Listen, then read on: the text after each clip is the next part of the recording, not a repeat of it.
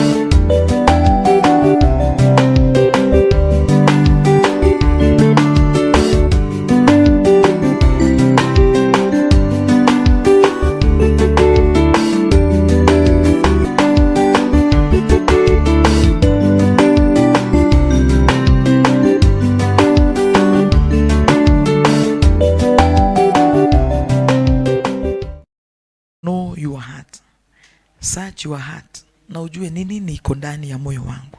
Sasa ukianza kuongea utaongea nini? Unapatanga watu kastoli kakihadithiwa mahali, they will never forget. But wakikuja kwa kanisa, hata kuhubiliwa na wachungaji watatu, umuulize kulihubiriwa nini, hawezi akakuelezea. Lakini moyo wake uko na nafasi ya mambo ambayo hayana faida.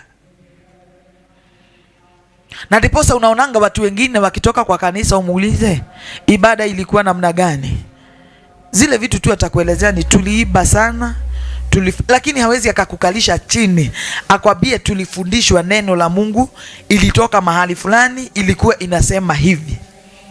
Lakini yale mambo ambayo hayana mwelekeo, hayo ndio unaweza tu kupatia watu. Bwana atukuzwe. Praise the Lord. Bwana apewe sifa.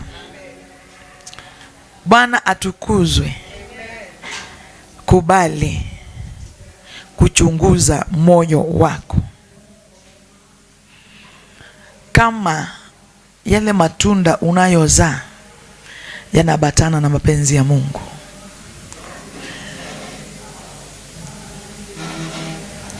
kama yale matunda unayozaa wewe ni ya kufaidi ama ni ya kuharibu. Bwana apewe sifa. Naomba tu ukajipeleke mbele za Mwenyezi Mungu na ukaombee roho yako. Unajua moyo wako vyema. Abia Mungu akusaidie. At least angalau mwaka huu uzae matunda. Moyo wako ukazalie Mungu matunda. enda mbele za Mwenyezi Mungu, mbere ya Ngai tu uhoye Ngai aguteithie ati nare korwo no hote guciarira Ngai maciaro mega, ukuwe yule mtu mzuri ambaye matendo yake yakiangaliwa Yesu anaonekana ndani, kwa kuongea kwake Yesu anaonekana ndani. Na no wonder wafuasi wa Yesu walipokuwa wakitembea na Yesu walikuwa watu ambao hawakuwa watu wa kawaida, bali watu wale wengine walikuwa wanawajua wakiwa katikati ya watu wengi ya kwamba hawa wananena kama Yesu, wanatembea kama Yesu. Wewe unajiita mlokole usiku wa leo, lakini yale mambo ambayo wewe huwa unatenda hayabatani na Ukristo hata kidogo. Kuna watu ambao hawahitajingi kusema ya kwamba wameokoka. Ukiwaangalia tu, ukiwatazama tu, unaona Mungu ndani yao. Mungu na atusaidie usiku wa leo. Mungu tu na atusaidie na yale mambo ambayo yanakuanga vizuizi, ambayo yanatufanyanga tusikamilike jinsi Mungu alikusudia, tusifanyike kile kitu Mungu alikusudia tangia mwanzo. Mungu atusaidie na Mungu tu atulehemu, ni kwa sababu Mungu ni mwaminifu. Asante Mungu, asante Bwana, ni kwa sababu ya mfano ya mti na matunda. Tusaidie tukawe ile miti mizuri ambayo huwa inazaa matunda mazuri. Asante, ni kwa sababu wewe ni mwema. Nimeliguza vazi lako Elohim, nayo maisha yangu kayabadilisha. Nimekujua Hosenu, tena ukanipa uhai bila kulipa. Mie nitaubeba mzigo wako Rabi, kwa kuwa mzigo wako ni mwepesi sana, nila yako ni laini. Masia, natamani nifanane nawe siku zote. Wewe ndiye Mungu ubadiliki. Rohi Baba yangu na kuabudu, uaminifu wako una kipimo, nayo matendo yangu nielewa. Nimeliguza vazi lako Elohim, nayo maisha yangu kayabadilisha. Nimekujua Hosenu, tena ukanipa uhai bila kulipa. Mie nitaubeba mzigo wako Rabi, kwa kuwa mzigo wako ni mwepesi sana, nila yako ni laini. Masia, natamani nifanane nawe siku zote. Wewe ndiye Mungu ubadiliki. Rohi Baba yangu na kuabudu, uaminifu wako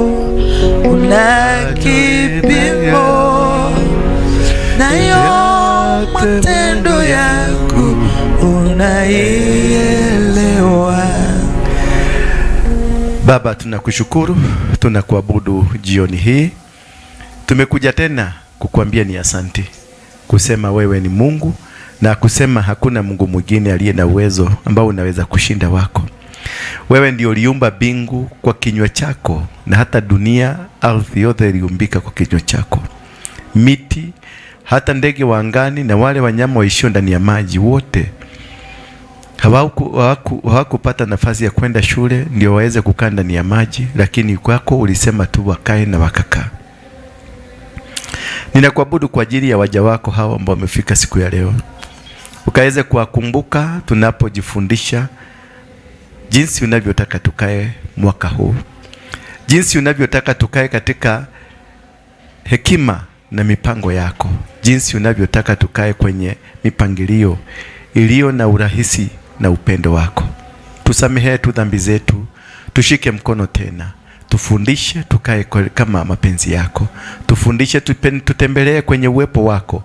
Tufundishe tukae kwenye minajili ya ruhusa yako. Ni katika jina la Yesu Kristo ninaomba na kuamini. Sema amen. Tunaweza kuketi. Sitachukua muda mrefu, nataka kuchukua tu muda mfupi. Nataka kufundisha kitu kidogo tu kuhusu process of answered prayer. The process of answered prayer, yani process na Kiswahili tunaita njia itumikayo katika kujibu maombi, ama maombi yaliyojibiwa kwenye process ya Mungu. Bwana Yesu asifiwe sana. Ni kama ningetengenezewa hiyo sauti ingekuwa vizuri. Na hiyo wimbo ikome kutoka leo, kwa sababu imekosa kuwa na chorus. Wimbo ya kuiba sauti itengenezwe na haina chorus, haikuagi mzuri, kwa sababu chorus ndio inafanyanga sauti wimbo ikuwe mzuri. Bwana Yesu asifiwe sana. Na kama tumeshindwa, ni vizuri tupoke sana vijiti.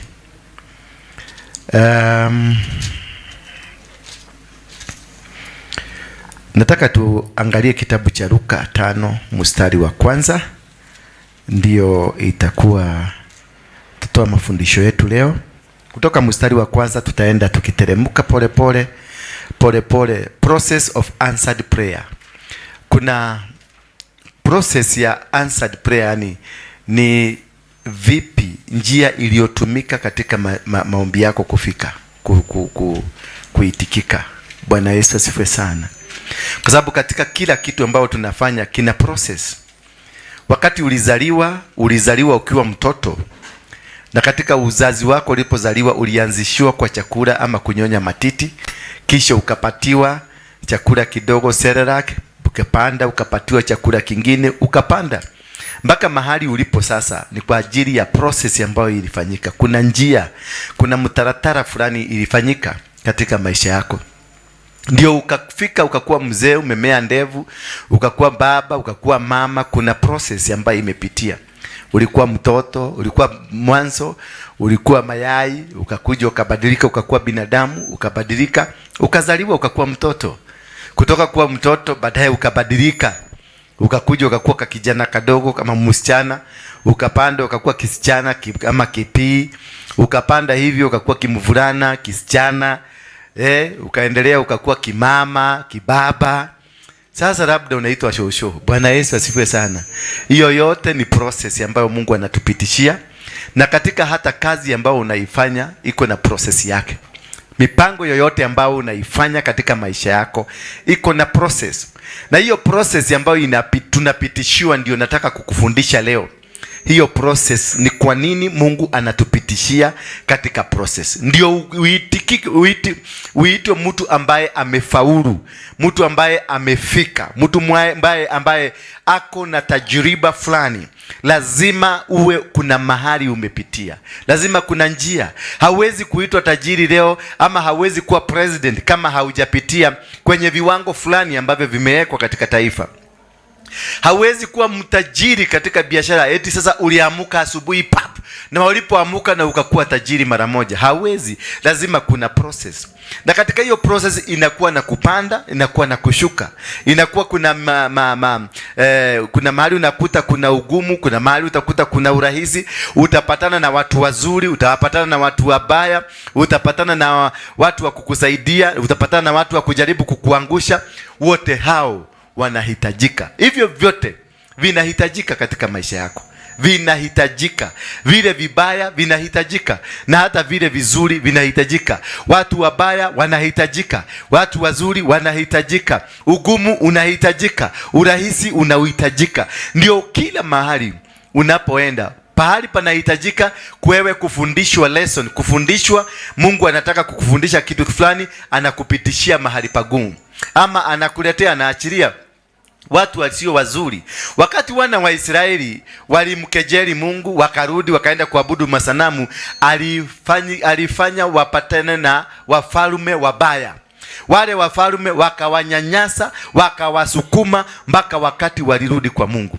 Lakini wakati walimgeukia Mungu, naye akalete wafalme wazuri. Bwana Yesu asifiwe sana. Kuna kitu kimoja nataka siku ya leo uelewe, ya kwamba Mungu, hakuna Daudi, hakuna mahali aliandika CV akapeleka ati itafutiwe kazi.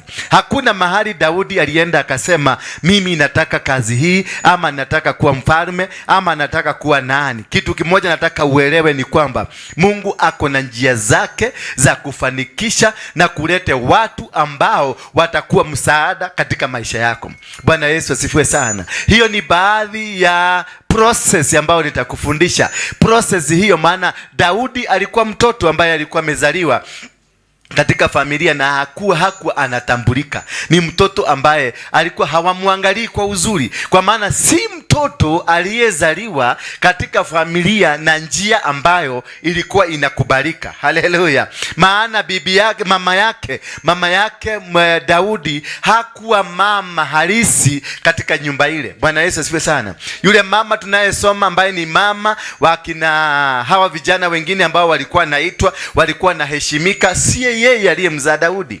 Bwana Yesu asifiwe sana. Sijui kama mtanielewa vizuri, lakini yule mamake Daudi sio mamake wale vijana ambao walikuwa naitwa. Wakati Samueli alikuja kuanoint, baba akaambiwa nipatie vijana. Kuna wale vijana mabarubaru, vijana walikuwa wamesimama vizuri, hao walikuwa wa familia tofauti.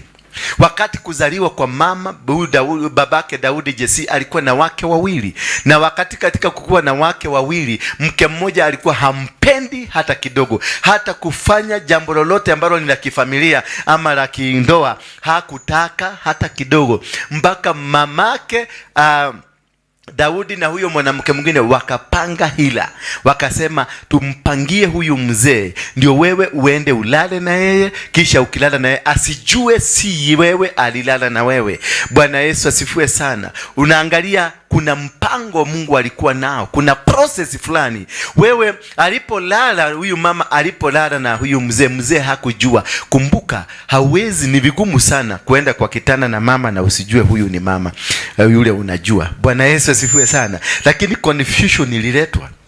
Kuna mpango fulani Mungu alikuwa amepanga kwa sababu ya mfalme wake. Kuna mpango Mungu alikuwa amepanga kwa sababu alikuwa anajua Daudi ndiye atakayemleta Yesu. Katika lineage hii ndio itakuja kufanikisha. Bwana Yesu asifiwe sana. Kwa hivyo mpango, mzee akalalishwa kiakili, lakini kimwili ukafanya kazi, kwa sababu kuna mbegu alikuwa aachilie ndio ikamtoe Daudi. Haleluya. Hiyo mbegu ndio nasungumzia siku ya leo. Maana mzee alilala na mama, lakini hakujua huyu sio yule mama wa kawaida. Hakujua kwamba huyu si yule mama ambaye nampenda, ni yule mama ambaye namchukia, ambaye nimelala naye. Kisha baadaye Daudi alipozaliwa, sasa kizungumkuti kiko hapo. Wakati alizaliwa, wakati mimba ilionekana, mzee anajua mimi sijalala na huyu mama. Kwa hivyo akiona alikuwa akimsema huyu mama si mzuri, wewe anasema mama huyu ni msherati, anasema mama huyu si mtu wa tabia mzuri. Kumbe naye Mungu ana njia zake za kufanya kazi. Mzee amelala na nani? Amelala na huyu mama, lakini hakujua ni huyu mama.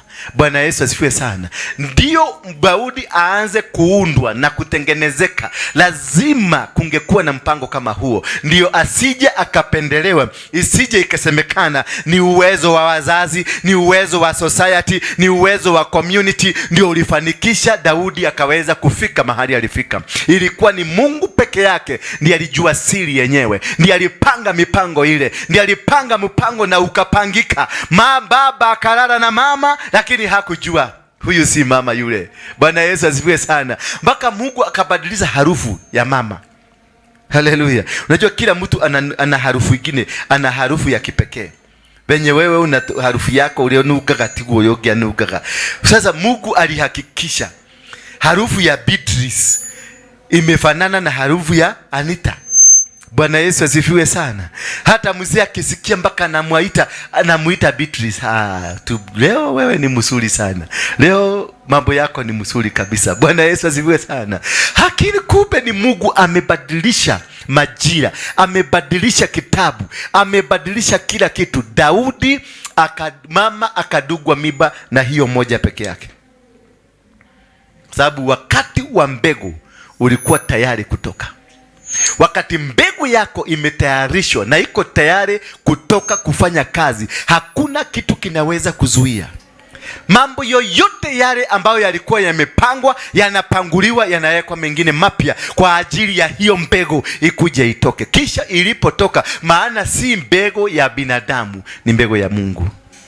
Na mbegu yaga ide kagate. Mbegu ya Mungu haipoteangi na haitapotea. Ndio kwa maana Mungu hujitengea. Ndio kwa maana wewe si mtu wa kawaida. Wewe si mtu kama wale wengine. Katika biashara yako wewe si mtu kama wale wengine. Katika kazi zako wewe si mtu kama wale wengine. Katika huduma wewe si mtu kama wale wengine. Wewe ni mtu uliye wa utofauti, mtu aliye na utofauti mkubwa, mtu ambaye hafanani na wale wengine. Ndio kwa maana wakati Daudi alipozaliwa, mzee alikuja akauliza yule mama, ulitoa wapi mimba? Mama akasema mimba ni yako. Akamwambia, sisi tangu lini nimekalala na wewe? Takataka, wewe ni mjinga, wewe ni chafu. Tangu lini nikalala na wewe? Mimi tangu nikuoe siku ya kwanza ndio nilikuchukia. Umetoa wapi mimba? Ikakuwa sasa mama akakuwa kejeli katika society mzima, maana amefanya usherati. Kumbuka Juda ambaye ni lineage ya David, pia kulifanyika kitu kama hiyo ambayo walisema ni usherati. Mama walitaka kuua mama kwa sababu ni usherati. Kumbe bayo mama pia alijaganya, akadaganya, akajifanya prostitute, akalala na Juda. Wakasana hiyo kulala moja ikasoa bago. Kwa hivyo hauhitaji kulala mara mbili mara tatu ndio mbegu ya Mungu itoke. Mbegu ya Mungu inakuwaga imetengenezwa na imetengenezewa date na time. Wakati wewe kulipuka, wakati wako Beatrice kulipuka katika huduma, haihitaji kuhubiri miaka 21, haihitaji kuhubiri miaka 19. Inahitaji hiyo siku ifike na masaa iligane ulipuke. Bwana Yesu asifiwe sana. Kila mtu atakuwa akisema, kumetokea nabii wa Mungu. Wale mlikuwa na wao jana ndio watakuwa akisema kumetokea nabii wa Mungu. Lakini jana walikuwa na kuona wanaona msharati. Juzi walikuangalia wakaona wewe ni subua. Juzi hiyo ingine walikuwa wanakaa kwenye kona moja wanakusegenya, wanasema wachana na huyu mwanamke. Anajifanyaga anajua, kumbe amekuja hapa kutogozwa na Reverend. Bwana Yesu asifiwe sana. Lakini wakati time ikifika hivi, wakati huo time ikigonga hivi, the world will be shocked. Majina inabadilishwa, sura inabadilishwa, mavazi inabadilishwa, makao yanabadilishwa, kila kitu inabadilishwa. Watu wakikuja wanasema kumetokea. Lakini kumbe ni yule ule. Juda akadanganywa, akalala na ule mama wakazaa. Sasa mama wa Daudi naye amekuta kamzee, amekadanganya, ametoa mbegu. Kwa hivyo mbegu ya Mungu ni Mungu peke yake anajua kuitengeneza. Mbegu ya Mungu ni Mungu anajua timing yake. Mbegu ya Mungu ni Mungu anajua. I'm speaking about knowing your purpose. Anasema ya kwamba mbegu ya Mungu ako na majira, ako na timing yake, ako na kila kitu ambacho kinahitajika, maana anasababisha watoto wale wanakatalika. Bwana Yesu asifiwe sana. Watoto wale wa Juda walikatalika, hawakukubalika, kumbe ndio walikuwa wamebeba mbegu. Haleluya. Kumbe ndio mbegu ya kusafirisha mipango ya Mungu. Daudi mama amefukuswa. Ukiigwate, unaweza kusikiaje bibi yako ako na miba na unajua sio yagu? Haleluya. Bibi yako ako na miba na unajua si yako na haujaguza na uliguza. Haleluya. Uliguza hukujua na hukuwa mlevi, hukuwa umevuta baki, ulikuwa nomo, lakini ulikaganywa, ukadanganywa, ukasikia mzuri sana. Haleluya. Mbegu ndio hiyo ikatoka. Ilipotoka, mama alirushwa nje kwa sababu ni msherati, na alirushwa nje na mtoto yake. Ndio kwa maana unakuta David maisha yake ni kujuga busi, maana ni mtoto wa usherati, ni mtoto ambaye si mzuri. Kumbe Mungu alimuficha huko kwa sababu aliangalia venye Joseph alishughulikiwa, akajua gaka nako wakati kushughulikiwa huko, akakarusha kwa kodoo. Kwa hivyo kuna mambo unapitia Beatrice sasa, kuna mambo Misakiari unapitia, usijalishwe na nini unapitia, labda ni Mungu amekuficha, kwa sababu wage kujua wewe ni nani, wage kumaliza kitabu. Haleluya. Kama Joseph angefichwa vizuri, hagepitia ile maneno ilipitia, naye unabii ya Mungu haigetimia. Haleluya. Kwa hivyo lazima kuna mambo mengine inapita, lazima upitie kwenye process ambayo unaipitia, ndio Mungu aweze kukubariki, ndio Mungu aweze kukujenga, ndio Mungu aweze kukuinua, ndio Mungu aweze kuaibisha wale ambao walikuchekelea. Maana Daudi alimrusha mama nje. Hakuna mahali kwenye Biblia utapata jina ya mama ya Daudi. Nitafutieni. Mimi nimefanya research mpaka nimejua mama yake alikuwa anaitwa nani. Anaikuwa anaitwa Azerat. Lakini mama alifichwa, maana ni msherati, ni mumaraya. Bwana Yesu asifiwe sana. Mpaka Daudi akaitwa na Gikuyu Githuba. Ni Githuba ni Gitui? Ni Githuba niki? Ndoe muthuri baba ndoe mu Githuba niki? Githuba no? Uliohikete na nyina kwa mutumia. Haleluya. Yule mtoto ikasemekana huyu amekuja na mama, hajulikani baba yake. Lakini sasa unakuta watu wanaekelewa, wanasemekana kuna msemo mmoja alikuwa na giaga hiyo compound. Ati anakuja kuangalia ng'ombe ng'ombe kama iko na kupe ile gokoma. Sasa wanakaaga wakigoja. Kuna nakaaga wakigoja tu siku ile katoto kanazaliwa, ndio wanaendaga. Utakuta watu wote wamefurika huko, wanataka kuangalia. Wati tumekuja kusalimia mtoto, tumesikia mtoto amezaliwa. Wanakuja wako na raha mingi sana, lakini si mtoto wamefurahiwa ati amezaliwa. Wanakuja kuangalia sura ni ya Kiarie, ama sura ni ya Kenodia, ama sura ni ya Mwagagi, ama ni ya Utodi. Kwa sababu kuna shukiwa. Wakati mwingine Utodi alikuwa anaonekana hiyo compound.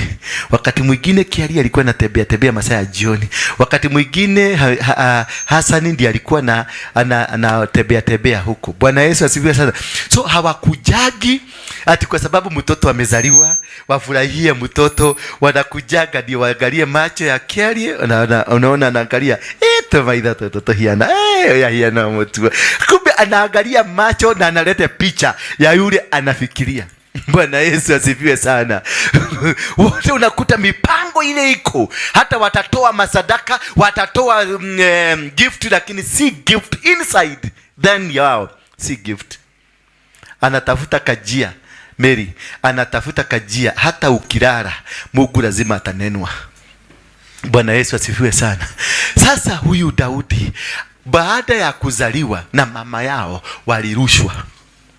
Mama ambaye amefanya usherati katika jamii yetu, tulikuwa tunamjengea kanyumba huko chini. Kanatigwa akagiroko kunenena mushi o kugurumo kana na kulia thome, kwa sababu ya watoto wale amezaa, kwa sababu alikuwa mama wa boma. Sasa huyu mama alitengwa. Alipotengwa kwa sababu katoto nikakiherehere, kama Jesse nikakiherehere kwa sababu nikabego. Katoto kabego hauwezi ukakazuia. Katoto ambako ni kabego, hata ukifanya nini kataendelea kukua bego tu. Mahali popote ukienda kanakuwa bego. Mahali ukienda kanakuwa bego. Kanafanya vitu za bego. Kila kitu ni bego. Bwana Yesu asifiwe sana. So ndio wakati ule Samuel anatumwa aende akabariki mtoto. Akabariki, akamwagilia mafuta. Mungu anajua ni nani. Haleluya. Mungu anajua. That is why mnakwambia hauhitaji kujulikana ndio umwagiliwe mafuta. Hauhitaji jina yako yajulikane duniani ndio mafuta imwagiliwe. Hauhitaji baba yako akuwe tajiri. Hauhitaji baba yako akuwe nani. Unahitaji connection ya kuwa wewe ni bego. Watakutafuta mpaka kwa kichaka. Haleluya. Utachomolewa mahali huko. Utachomolewa mahali popote. Hata wakikurusha wapi, hata wakupeleke dunia gani, bado utabarikiwa. Daudi alikuwa amefichwa kule akae na kondoo, maana kulingana na mseje si na kulingana na watoto wao, Daudi kalikuwa nikakondoo, nikabusi, nikaubwa. Bwana Yesu asifiwe sana. Kwa sababu ni mtoto wa usherati. Sasa hata kama ni wewe Beatrice, usikie baba yako ako na bibi wawili. Na sasa katika hao bibi wawili, huyu mama mwingine amezaa katoto na mnajua na baba yenu anasema mimi huyu mama sikulala naye. Nyinyi kama watoto wa baba yako, si mnaanza reaction? Kwa sababu mnaona huyu mama anatesaga baba. Huyu mama katika, unajua siku hiyo hakukuwa na ukimwi, sasa ndio kuna ukimwi. Huyu mama si angeletea baba yetu ukimwi. Sasa hivyo wanaona hii mtoto product hii na kila kitu hii kinataka kutolewa kiende nje. Kumbe ni process ya Mungu. Haleluya. Ni process ya Mungu kaondolewe katikati, kwa sababu Hawa kama baba yake alikuwa anachukia mama na hiki kimezaliwa, siagenyoga. Ndio kwa maana kwa sababu ya hasira ya kimzee akarusha. Mungu akaingia ndani ya Jesse. Mungu kwa sababu alijua eno ni bego yako na bego ya gaidi uraga. Bego ya Mungu haipoteagi. Hata ukiirusha mahali popote pale, bego hiyo lazima itakuwa. Akarushwa akaenda akakaa na kondoo. Kumbuka alirushwa akakaa na kondoo, lakini kuna kitu ambacho kilikuwa cha siri ambacho Jesse hakujua, wale ambao walikuwa nao hakujua, hata Daudi hakujua. Ndio mumea kama hii ikue, tunaweka fertilizer. Haleluya. Ndio mimea mahindi ikue, lazima tuwekera gadhumu, tuwekera fertilizer. Tunafanyaga mambo, tunaweka hiyo fertilizer. Kumbe kalihitajika kwenda kukaa na busi, ndio fertilizer ikaendelea kukakuza. Kwa maana kalikuwa kananyonya mbuzi, kalikuwa kanakaa kama mbuzi, na kalikaa kama mbuzi, hata sauti kalitoa kama mbuzi. Haleluya. Na kaliishi kama mbuzi, maana ni kama mwana kondoo. Haleluya. Kwa hivyo Mungu atakubarisha uingie katika majanga unayoingia, mambo unayoyapitia. Usijarishwe na mambo ambayo unayapitia. Labda uko kwenye mpango wa Mungu, maana kwa sababu wewe ni mbegu ya Mungu itakao kuja kulete utofauti. Hallelujah. Don't expect to be loved. Don't expect to be trusted. Don't expect to be with the people around you. Usiongojee watu karibu na wewe wawe wakisema wewe ni mzuri, maana wewe ni bego. Na bego haikuagi mzuri katika watu ambao na maadui wanaoizuia. Kumbuka bego ikiwekwa ndani ya mchaga, vita ya kwanza inakutanaga nayo ni mchaga kuzuia. Inamuuliza ikati inaenda kupasuka baada ya siku 21, inaulizwa wewe unaenda wapi? Bwana Yesu asifiwe sana. Ndio iruke, inaulizwa unaenda wapi? Where are you going? Do you know, unajua huko unataka kuenda kwa dunia kuna shida gani? Unajua kuna jua itakuchoma, unajua kuna hii itakufanyika, unakuta unazuiliwa. Lazima upate upinzani mkubwa sana. Lazima uzujaribu kuzuiliwa. Ukienda kutoa kichwa unakuta kuna kamawe kako huko kalikuwa kamekulalia, hiyo kitu inajipinda mpaka inachomoka, kwa sababu ni mbegu ya Mungu. Bwana Yesu asifiwe sana. Daudi alizaliwa na Daudi akalelewa. Alipoendelea kulelewa, watu waliendelea, baba aliendelea kumchukia, lakini kuna kitu kimoja Mungu alimuweka ndani yake, ndio kije kumtetea katika maisha yake. The gift. Hallelujah. The talent comes from the parents. Any talent, kitu yote inaitangwa talanta, inatokananga na inherited from the parents. But a gift comes from God himself. So God decided to give him the gift, not the talent, because the talent is inherited. Kwa sababu mtoto alikuwa amechukiwa, akajua akiputishia kwenye talent, huyu kijana katanyaganywa ipatiwe mtu mwingine. Kumbuka baba alipoulizwa watoto alisema nini? Akalete huyu, nabii akasema si huyu. Akalete huyu, nabii akasema si huyu. Akalete mwingine, nabii akasema si huyu, mpaka akamuuliza hakuna mtoto mwingine. Haleluya. Kwa sababu katika hesabu ya Jesse hakukuwa na mtoto mwingine, maana huyo si wake. Hallelujah. When you are a product of God, you are not of man. Hallelujah. Kama wewe ni bego ya Mungu, you are not of man. Lazima Mungu atatasababisha ukuwe rejected kwenu, ukataliwe, upambane na dunia ikukatae, because you don't belong this earth. Wewe si wa hii dunia, wewe ni wa ufalme wa mbinguni, maana wewe ni bego. Hallelujah. Sema mimi ni bego. Sema mimi ni bego. Kwa sababu challenges zile utakutana nazo zinakuja kwa sababu umeinuliwa kwa ajili ya vita vilivyo katika dunia hii. Wakati Yeremia alizaliwa aliambiwa, before you were born I knew you. Alikuwa shachukuliwa na ametengwa, maana yeye ni bego. Wakati wake ulipofika, Mungu akakuja akamwambia, before you were born nilikuwa nakujua na nikakutega na nikakumwagilia mafuta na nikakufanya mnabii. Akamwambia sasa, kutoka sasa, Jeremiah 1 verse 9 and 10, akamwambia kutoka leo usirudi kusema wewe ni mtoto, maana wewe ni bego. Haleluya. Akamwambia usirudi kusema wewe ni mtoto. Akamchukua Isaya akaangalia Isaya, maana Isaya alikuwa na kiberebere mingi sana. Ile story yote ya kijiji Isaya ndiye alikuwa anajua. Akamwambia kuja hapa. Akamuuliza, who is ready to serve me? Isaya akasema, here Lord I am. Hakuwa anajua yeye ni bego, na bego lazima ichomwe ndio hiyo gigosi ya juu itoke. Aliambiwa lete mdomo yako, akawekwa makaa ndani. Haleluya. Makaa ikachoma ulimi ukatulia, pelepele mingi ikaisha. Lazima utulizwe, kwa sababu wewe si wa dunia hii. Kama umechaguliwa, wakati Yesu alienda akaingia kwenye sinagogi na akaanza kufundishwa, kuna kipindi alienda akatulia na akaona ni kama ni hapa. Yesu nasikiaga alitolewa kwa dirisha. Alitolewa pio na akafukuzwa, maana alikuwa ameenda amejaribu kukaa na wao na kukaa ni kama ni wao. Akasahau kitu kimoja, wewe ni bego. Wakati wewe ni bego Beatrice, ukienda kukaa kwa comfort zone, kuna kitu inakujaga inakulipua mpaka urudi mahali unafaa kuwa, kwa sababu haufai kuingiana na hawa watu. Haukubalishwi kama wewe ni bego, haukubalishwi kuingiana na hawa watu, maana you are supposed to come and lead them. Hallelujah. That is why you are a seed. That is why you are anointed. That is why you have been protected and preserved for the cause of God. Unaitwa maana ulitengwa kwa sababu ya generation fulani. Ulitengwa kwa sababu ya mpango wa Mungu. Ulitengwa kwa sababu Mungu anakusudi na wewe. Kwa hivyo hakuna siku atakubali ununuliwe upelekwa kwingine. Haleluya. Bwana Yesu asifiwe sana. Hawezi kubali uweze kuchukuliwa upelekwe mahali kwingine ama ubadilishwe. Haleluya. Ama ubadilishwe, hawezi. Chukua mtu kama munani anaitwa Samson. Wakati Samson walimunyoa nywele, aliendelea bado na kung'ang'ana. Na wakati, kwa sababu ilikuwa imesemekana nywele yake isinyolewe maana ni Mnazarite. Lakini ile siku nywele tena ilianza kumea. Wakati walimunyoa, walifaulu kumngoa macho na kumuharibu kabisa.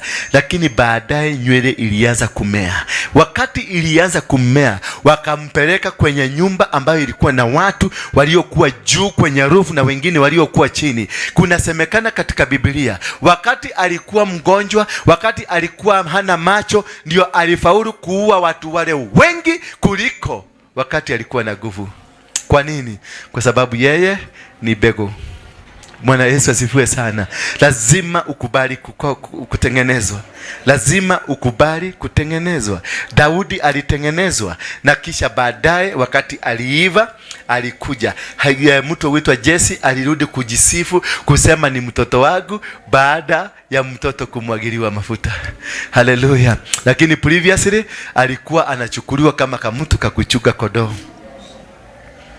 Wamekudharau, hawakupendi, hawakuoni kama una maana, hawakuoni kama wewe ni mtu wa maana katika njia yote ile. Lakini kuna siku, there is a day wataanza kusema gaka ni gaitu. There is a day watakuja kusema sisi ndio tulikuwa tunamnunulia chakula. There is a day watakuja kusema mimi ndio nilikuwa nampatia lift. There is a day watakuja kusema mimi ndio nilikuwa namlipia nyumba. There is a day watasema huyo ni kaseni yangu. There is a day watasema huyo ametoka kijiji yetu. There is a day watasema tunatokaga discount moja. There is a day watasema this is huyu mtoto tulilelewa katika shule moja.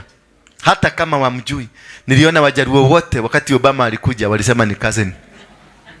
Haleluya. Na wakati Obama kalikuwa kanakuja huko zamani, kakikuwa kamutu kamuta, hakuna Mjaruo alikuwa anajiitanisha naye, walikuwa nasema ni kijana ya mlevi. Haleluya. Lakini wakati alikuwa senator, wakati alikuwa president, kila Mjaruo alisema hata mimi karibu niseme ni kazeni yangu. Nikajikuta mimi ni Mogekoyo. Bwana Yesu asifiwe sana. Haleluya. Bwana Yesu asifiwe sana. There is a process of God. Kuna process ambayo Mungu anakupitia. A process of answered prayer. Maana huyu mama ambaye mama ya Daudi lazima alikuwa analilia Mungu sana. Kuuliza Mungu, ni kwa nini ulinileta kwa mzee kama huyu? Kuuliza Mungu, ni kwa nini unakubali nipitie matatizo kama haya? Ni kwa nini? Na alikuwa na machozi mingi, baka akatuga wimbo kaiba siri ya machozi haya. Ni wewe tu unajua. Bwana Yesu asifiwe sana. Maana huyu mama alikuwa analia. Madharau alikuwa anafanyiwa sio mzuri. Madharau ilikuwa mbaya sana. It was a painful ordeal. It was painful kusikia mpaka unapanga na Mwirugu akusogee tu wede ugogwe. Haleluya.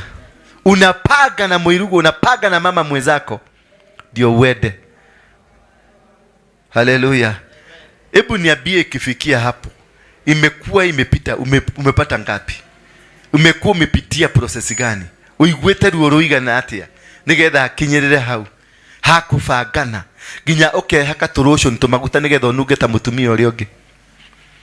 Haleluya. Nigetha hata ndio uweze kuingia kwa hiyo, ndio uweze, kwa sababu umetengenezwa. Hebu ni kwa nini kulikuwa na wanaume wengi? Mbona huyu mama asiagetembea huko? Mungu alikuwa amejua huyu mama ndio ako na mbegu nusu na huyu mzee ndio ako na mbegu nusu. Sasa lazima zikutanishwe. Mungu anapanga mapulani zote mpaka unafaulu. Hallelujah. Usifadhaike. The Bible says don't be anxious over nothing. Usikufadhaike kwa jambo lolote pale. Kwa Mungu atatengeneza njia. Atakoroga mikorogo. Imagine wewe ni mzee, unalala na mwanamke na usijue huyu si mwanamke ule unalalaga naye. Lazima kuna kitu ambacho kilifanyika psychologically na physically na sociologically na mentally, zote zilikoroganika zikakoronika mpaka mzee akakuwa kubafu. Kuna watu watafanywa kubafu kwa sababu ya anointing ile uko nayo. Bwana Yesu asifiwe sana. Kuna watu watakubaso, watafugwa mpaka macho ndio wasione ukipita. Kuna watu watanyaganywa masikio ndio wasisikie ukipita. Kuna watu watanyaganywa ile kitu wanafanya, wafatue bisi wakibie kando ndio wewe ukuje ukabarikiwe. Kwa hivyo usiwe na wasiwasi. Mungu atadhogodhani, atafanya kikitu, atakupeleka apeleke hiyo mzee mpaka akue kubafu. Wale watu wamekuinukia, wale watu wamekupangia uovu, wale watu wamesimama kinyume, watakorogwa mwaka huu. Kuna watu watakorogwa mpaka wanakuja kushagaa. Wale watu wamekuwekea madhito, Wale watu wamekuwekea mitego, wale watu wamejaribu kuzuia huduma yako, wale watu walizuia biashara yako, wale watu wamekunyanyasa. Nakwambia mwaka huu masikio itafungwa, macho itafungwa, hata mapua itafungwa. Hawatasikia harufu yako wakati unaenda kubarikiwa, na vitu zako zikiteremka watafunguliwa macho waone. Kumbe wana wa Jesi, wakati huyu mtoto alimwagiliwa mafuta, walichugulia wakaulizana, how comes this is not from God? How comes? I want to tell you that watu wataulizana Beatrice, how comes Beatrice abarikiwe akisimamisha kimuso kyake hapa, akisimamisha kile Jirova. Unajua huwezi kununua ile Jirova kama haujatoshereka. Haleluya. Utanunua kale kidogo kanaitwa kavits. Kale kagari hakana rogubuku ni kalisiti. Utanunua hako ama kagine kale kabito kale ka watu wa kwenda na huko Kisumu. Sasa hiyo ndio utanunua kwa sababu ndio basic. Ama ununue motorbike ndio kutengenezea pesa. Hauwezi kununua gari ya luxury. Hauwezi kununua gari ya kutembeaga tu ya kukunywaga mafuta kama hauna pesa za kukunyua. Haleluya, haleluya. Utanunua gari ya kutembelea kama uko na ya kutumia na imetosha na ya gari kutumia. Sasa hapo ujaluo inaanza kutokelezea ndani yako. Haleluya. Na unajua ujaluo wanasemanga ujaluo ni gharama. Bwana Yesu asifiwe sana. Lazima uwajibike ndio ukue mjaluo. Haleluya. Mimi nawapenda sana, maana ukikuta mahali mjaluo akipata salary ya kwanza ananunua kinanda. Ukimwongezea salary, umuongezea mshahara, alikuwa na bibi moja naongeza bibi nyingine, kwa sababu anauliza this is too much money. This money needs somebody else to enjoy.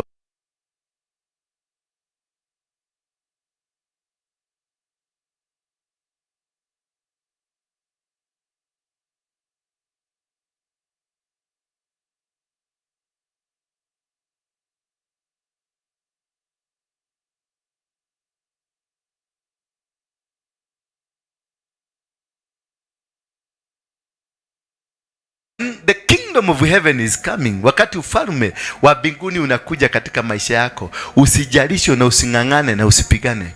Maana kuna njia na process ambayo Mungu ametengeneza ya kukungangania, ya kukupigania. Na wale wote ambao wamekuinukia wanangolewa, wanaondolewa kwenye mtaratara. Wanaondolewa na hautajua venye wataondolewa. Kile kitu kilikuwa kinakuzuia, ule mlima ilikuwa inakuzuia, lile bonde lilikuwa limejengwa kukuzuia, ule mtaro ulikuwa umechimbwa kukuzuia, ile ukuta ilikuwa imejengwa kuzuia, zote zitabomoka. Bwana Yesu asifiwe sana. Wakati wana wa Israeli walifika mahali wakakuta hii ni Jordan. Haleluya. Wakaona ni Jordan, na Jordan iko na mangangi. Unajua mangangi ni nini? Mangangi ni masebura. Ni masebura ama ni crocodile? Ni crocodile. Kengangi na kegamba tu edagada. Keda wa kengangi. Ekene kengangi. Akaona hizi ni mangangi zinataka kutukura. Hii ni bahari ambayo ni mto ambaye itatumeza sisi zote. Na wakaangalia nyuma, wakaona mafarasi zinakuja, mafarasi za watu kutoka Egypt. Wakaona kule tunakuja kunyongwa, huku tukivuka tunamezwa na maji, tukitembea ndani ya maji crocodile, mangangi itakurukura. Lakini Mungu alikuwa na agenda. Haleluya.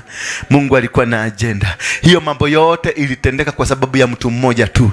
Mtu anaitwa Joshua. Kuna mambo itatendeka katika Kenya hii kwa sababu yako wewe mwenyewe. Kuna kitu kitatendeka kwenye community yako kwa sababu yako. Kuna mvurugano, kuna manyumba zitabomolewa, kuna town zitangolewa, kuna mabarabara zitajengwa kwa sababu yako mwenyewe. Bwana Yesu asifiwe sana. Kuna kitu kinafanyikaga kwa sababu watakuja area yenu kwa sababu yako. Kumbuka wakati Yesu, kitabu cha Luka 5:1, naye Yesu akaenda akakuta hawa wazee walikuwa wanavua samaki. Alipofika pale wakamwambia, tumetafuta hakuna samaki. Akawaambia, leteni neti yenu. Kisha akawaambia, rusheni. Na kulikuwa saa 3 asubuhi. Saa 3 asubuhi mura. Wakati wa saa 3 asubuhi bahari inakuaga imerudi. So kwenda kuvua, hata ukiuliza huyu jamaa atakwambia samaki haitafutagwi saa 3 asubuhi, inatafutagwa usiku. Haleluya. Mungu atasababisha kitu kifanyike kwenye maisha yako. Mungu atasababisha kitu kikubwa, kitu kitaleta confusion. Maana saa 3 asubuhi ndio Yesu anakuja anawaambia, leteni neti, rusheni pale. Wakamwangalia wakamuuliza, saa hii ni saa ngapi hata wewe mdosi? Saa hii ni saa ngapi unasema turushe neti? Akamwambia rusheni neti. Kumbuka Simon Peter alikuwa amemuita Bwana, alikuwa amemuita Mr. Jesus. Boss alikuwa anamuita mdosi. Akamwambia mdosi, hii kitu haiwezi fanyika.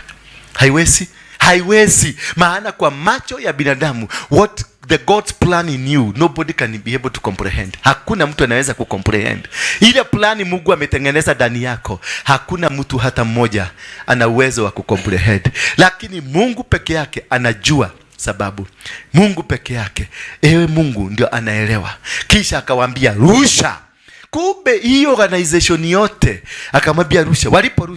Waliporusha tu hivi, hata walianza kupigiana simu, leteni maroli. Ilibidi watafute kilini ile ya kuvuruta neti. Ikakuja kuvuruta kwa sababu samaki zile zilijaa ndani ya hiyo neti, hazijawahi kuonekana. Ilibidi watafute ile getiga ile ya kubomoa manyumba ndio ikuje ivurute hiyo neti itoe. Maroli ilikuja ikapaga kutoka Ndura ikaenda mpaka pipeline ya kubeba tu samaki, na maroli haishi.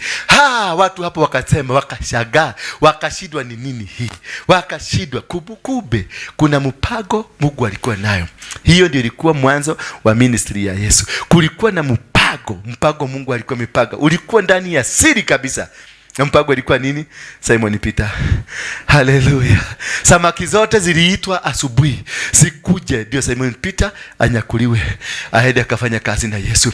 Ndio Andrew anyakuliwe, aende akafanya kukafanywa organization ya kibiguni. Kukafanywa mpango kule biguni. Samaki lazima wapatikane saa 3.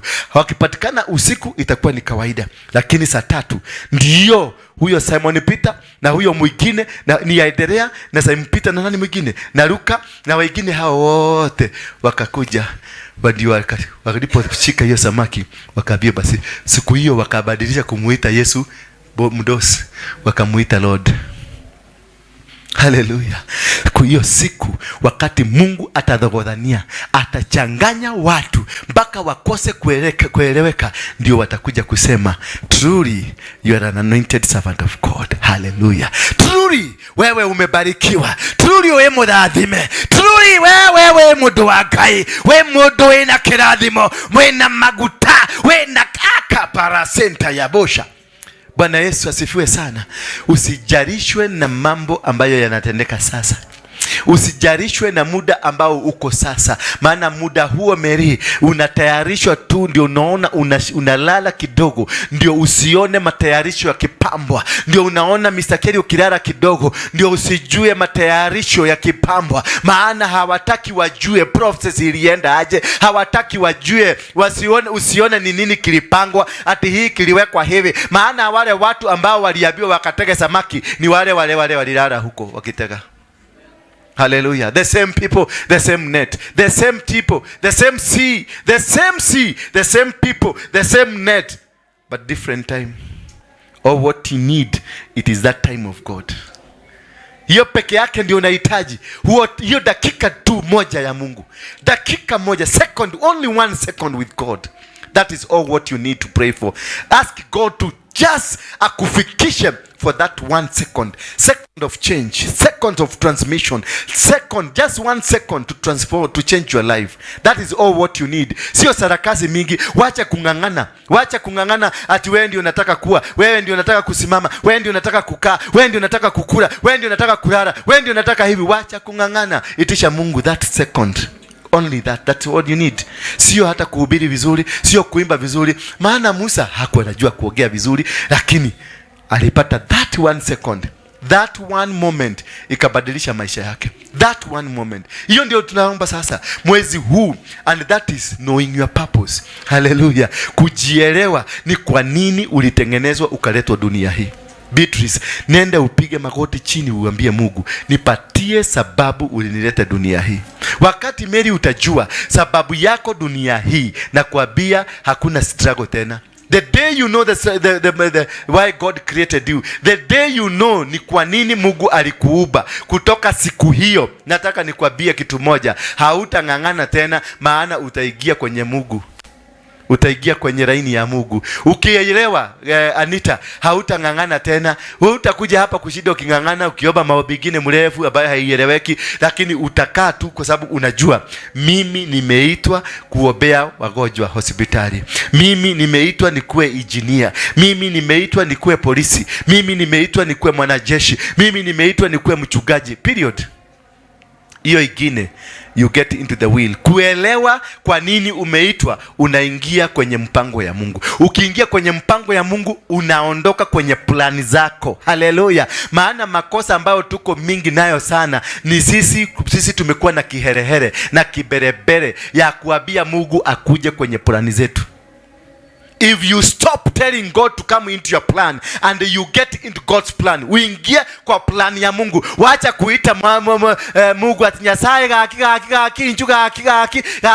njonkorere bono gaki Nyasaye. Uondoke kuita Mungu akuje kwenye mipango yako. Uondoke kuambia Mungu mipango yako. Uache ukae Mungu akwambie mipango yake. The day you realize kujua mipango ya Mungu katika maisha yako, then you are not going to struggle. You are struggling, you are poor. Umekosa pesa, umekosa maisha, umekosa nyumba, umekosa shamba kwa sababu unang'ang'ana kuita Mungu akuje kwa mipango yako. Na Mungu hawezi kuja. Mungu ni mdosi.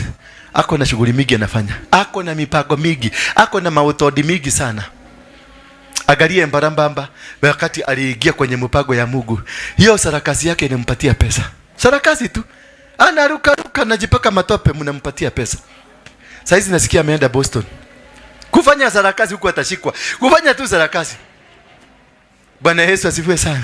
Juzi nimemwona kwa kanisa ya mzee mwingine wa Wero pale. Anapada kwa spika huko juu. Anapada huko, anatembea huko kama monitor lizard, ile lizard. Jagathi anapita huko, anaenda huko. Na watu wanapiga duru wakisema ni mtu wa Mungu.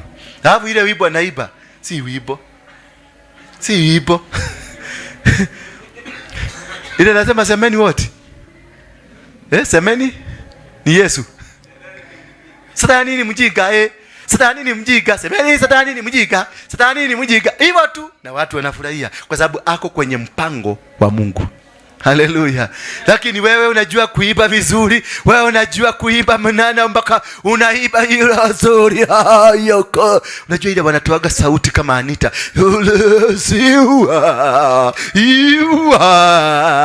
Anang'ang'ana kamekauka mpaka hata tukiitisha mafuta hakuna hawezi toa mafuta. Bwana Yesu asifiwe sana. Ule hang'ang'ani, ule ni kuruka tu na anapata neema hiyo ya kuruka, anatembea huko juu, anatembea juu ya vite na kanyaga huyo na kanyaga huyo na kanyaga, unasikia uchungu lakini unapiga makofi kwa sababu ako ndani ya nini plani ya Mungu. Bwana Yesu asifiwe sana. Na hiyo ndio tunaita surrender to God. Surrender yourself to the plan of God. Wacha kung'ang'ana, wacha kujaribu kutengeneza. Ati nataka kutengeneza. Mungu hasaidiwagi kazi. Wewe surrender, jipatiane. Uliza Mungu Mr. Kiarie, what is my purpose? Kwa nini ulinileta dunia hii? Atakuambia na atakokubabia ujue ni kwa nini. Utakaa chini ukule na ukunywe. Haleluya. Watu unakutaka watu mtu mchaina anakuja na container 10. Anafika Mombasa, anakosa mali ya kupeleka. Anauliza tu hapo, can I get somebody mwenye anaweza kuuza hizi vitu? Mchaina anakaa ndani ya hoteli, anapatia mtu makontainer. Mtu akileta hapa makontainer hapa Gekoba, zinachukuliwa zote. Watu wanawacha zile zingine zote zinachukuliwa kwa sababu mwenye kule huko alidhagadhagwa. Mchaina alidhagadhagwa, akakonfusua, akaletwa mpaka Mombasa. Alipowekwa Mombasa, na wewe ambaye uko kwenye mpango ya Mungu, maana anataka kukubariki. Haleluya. Anataka kukuachilia anointing, anataka kuachilia baraka, anataka kuachilia pesa zako. Unakuwa umetayarishwa maana uko kwenye mpango wa Mungu. The day you know to live in the plan of God, nothing. Mimi nilikuwa na struggle. Mimi nilikuwa kiongozi ambaye nikipita watu wote wanatetemeka. Nilikuwa na msafara ya magari lakini sikuwa na amani. Nilikuwa na komboa Intercontinental room na kibia Hilton room na komboa Stanley Hotel room na room moja Intercontinental. Nikikwambia utaanza kusema huyo si Mungu. Na hiyo yote nilikuwa naenda kujificha na tafuta security yangu, niko na pesa. Lakini sikuwa kwenye mpango wa Mungu. Haleluya. Maana pesa zote nilipata, nilikuwa napata siku moja 1.5 million to 2 million per day. Lakini zote nikiamuka asubuhi sina pesa. Maana zimeenda zote. Nakomboa rumu Intercontinental Presidential Suite ni shilingi 200 kulala usiku moja. Unakoboa hiyo na unakoboa Stanley Hotel na Hilton Hotel. Zote unakoboa kwa sababu unataka kulala hapa 1 hour, huko 1 hour, kuna mtu asijue. Hiyo unapoteza 600,000. Sikesho pesa nyingine inakuja. Hapo huko unakuta kuna kikundi kikubwa kiko hapo. Unawanunulia bilu, unaona unaandika bilu ya 300,000. Hallelujah. Bwana Yesu asifiwe sana. In the one night unakuta 1 million imeenda. Kesho ingine inakuja inaenda. Because I was not in the plan of God. I was not doing. Sikuwa nafanya katika mpango wa Mungu. Bwana Yesu asifiwe sana. Magari nilikuwa na change kulingana na ile nguo ninavaa. Msafara wa magari yangu, vijana wote ambao tulikuwa tunatembea nao kwa gari ama security yangu walikuwa navaa venye nitavaa. Haleluya. Kama ni suti za designer wote watavaa designer. Kama ni mashati ya designer watavaa designer. Tukiamua ni kuenda Mombasa ni kuchukua chopa kama 2 tunapenda mpaka Mombasa. Na sasa hiyo kuna magari gine imeenda chini iende katugojea kule. Haleluya. Unakuta 3 million zimeenda in one weekend. Haleluya. Bwana Yesu asifiwe sana. Wacheni kuniangalia na macho ya tamaa. I wish I knew you that time. Hatugejuana kwa sababu I was not in your plan. But when I invited God into my plan, I have never struggled. Nyinyi mkingesema tukunajua, nasemanga kuna kabaridi. Sasa hiyo ndio nakulanga ka sausage. Haleluya. Sasa hiyo ndio nakulanga. Na ile ya kumumunya inaitagwa aje? Ile ya mtu anapitaka kwa barabara kigoga hivi kachimba. Titi. Inaitagwa aje? Ice cream. Sasa hiyo ndio nakulanga ka ice cream. Mos. Ukilia ati kumekauka. Sasa hiyo ndio nakwambiaga kumekaa kama kumenyoroka. Na sasa hiyo ni mimi nimekaa pale na soma tu neno, nimewekelea miguu kwa sofa. Because I'm in the plan of God. Things are just working. Hallelujah. Things are just working. Kila kitu kinafanyika kwa wakati ambao umestahili. Bwana Yesu asifiwe sana. Huu si mwaka wa kung'ang'ana, ni mwaka wa kujiachilia mikononi mwa Mungu. It is the year of total surrender to God. And you will not struggle. When yana moko ine magai, hatire kedo ogwika, do kung'ang'ana rege, do gothie jera rege. Mwathani agocwo. Huyu mtu ni mwizi. Anang'ang'ana kutafuta chakula, anawekwa ndani ya jela. Bwana Yesu asifiwe sana. Lakini kwa tangu aokoke alipatiwa 50 bob. Na 50 bob kwa siku 4 imemsustain. Hallelujah. 4 days amekula 50 bob. Wewe unang'ang'ana ukitafuta shilingi 1,000 agarao siku moja ununulie watoto. Huyu yako na 50 bob siku 4.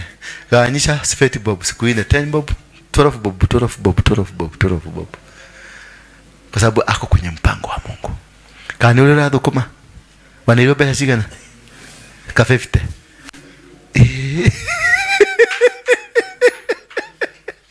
Bwana Yesu asifiwe.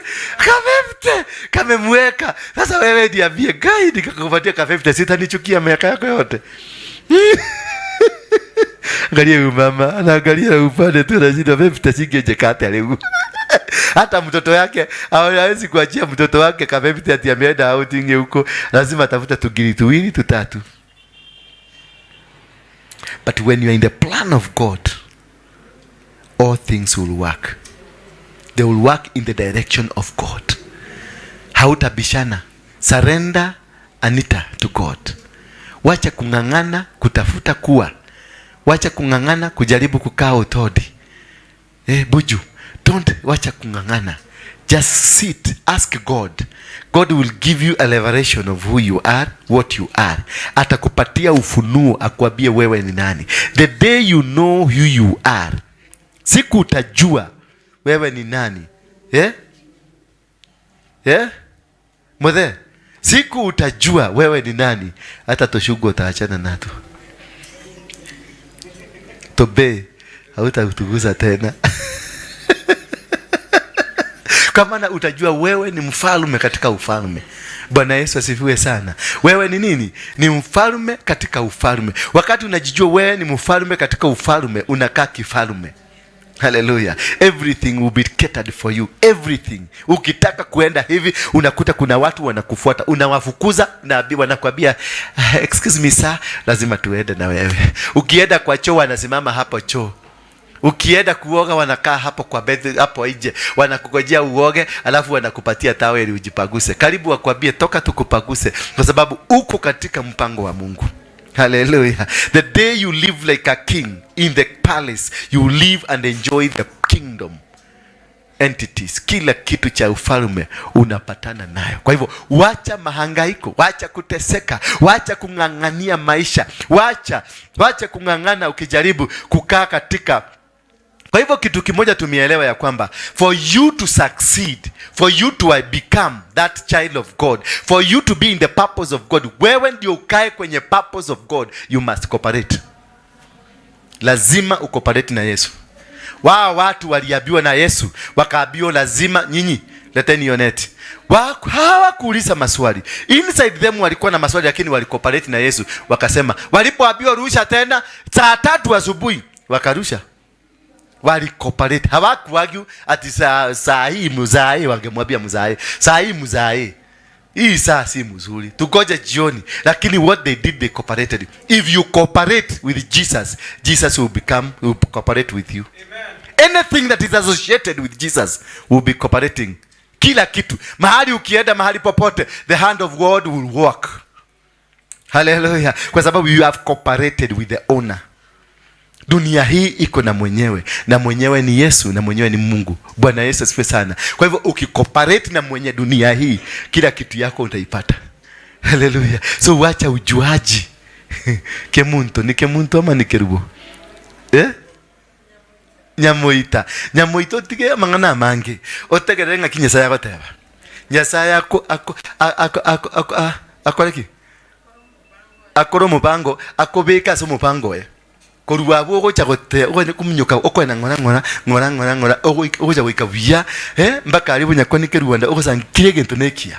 Bwana Yesu asifiwe sana. Utakuta Mungu amekupangia mipango yako yote, kwa sababu umecooperate, umekaa kulingana na mapenzi yake, umekaa kulingana na venye anataka, because he is the owner of this world. Sisi hapa tuliagedi, sisi hapa tumekuja kutembea dunia hii. Dunia hii iko na mwenyewe, na mwenyewe ukikaa kulingana na mapenzi yake atakupatia. Yeye ndiye atakuonyesha, kwambia bedroom ndio hii, nyumba ndio hii, mahali utarara ni pale. Lakini sasa sisi zote tumekuwa wajuaji, sisi ndio tunampangia mwenye nyumba. Haukuwa unafaa hii nyumba, haikuwa inafaa kupakwa rangi kama hii. Niletee hiyo kenyokonyoko hapa, utaniambia kama ulinipatia pesa ya kupaka rangi. Sasa unakuja kuniambia ungepaka ya red hapa, ya green pale, alafu hapa tungepaka ya black, alafu hapa tungepaka ya mancheta, na ingine marangi zingine unaanza kuambiwa ati ni za kisayansi. Bwana Yesu asifiwe sana. Ninakuambia kanyaga kubwa kubwa. That is what is happening in our life. We have refused to allow God to process us. We have refused. And the day you surrender and cooperate with God, everything will work in your favor. Hallelujah. Bwana Yesu asifiwe sana.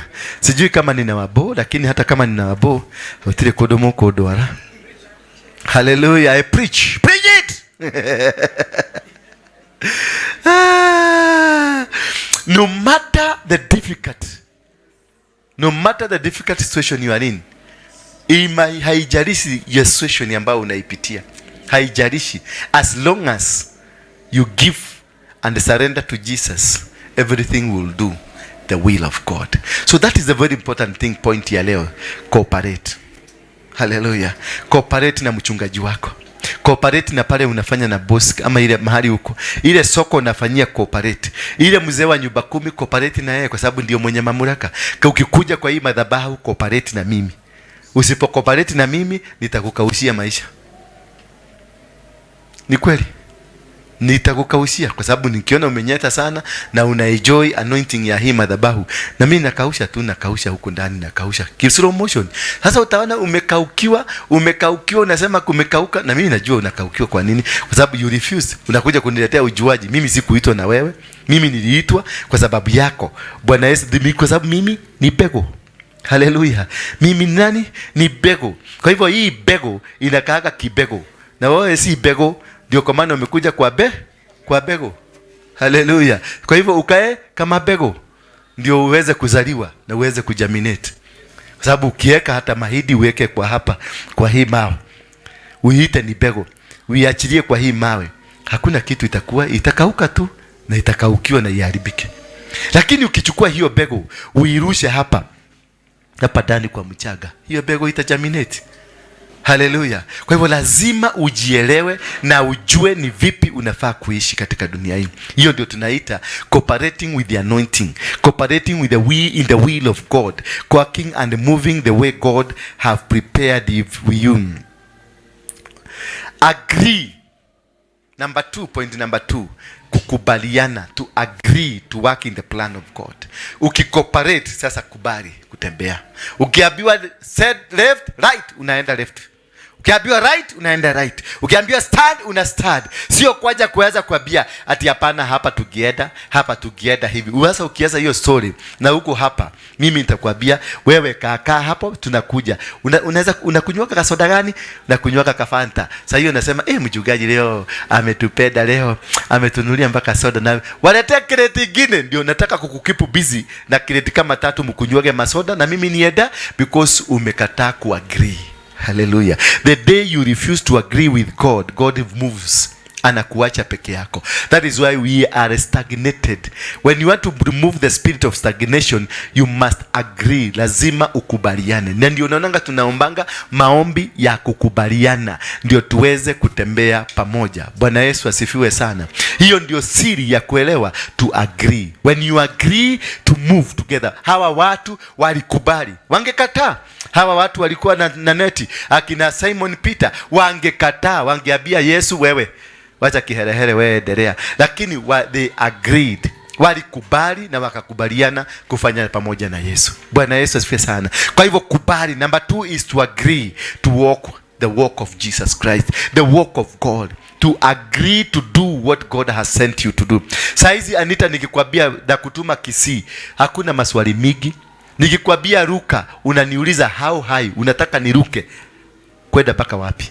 Sio kwanza kuniambia ati hapana, hairukagwi, haifanyagwi, ati hii dunia ukiruka juu ukirudi hapa itahoboya, itaaguka chini. Hiyo nakwambia wewe ni mjuaji.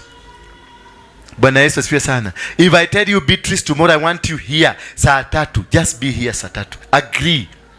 Agree. Nikikwambia nenda mkafanya kazi mahali fulani, just go, because it is not me, it is the man in me, the God that is in me, that is commanding you.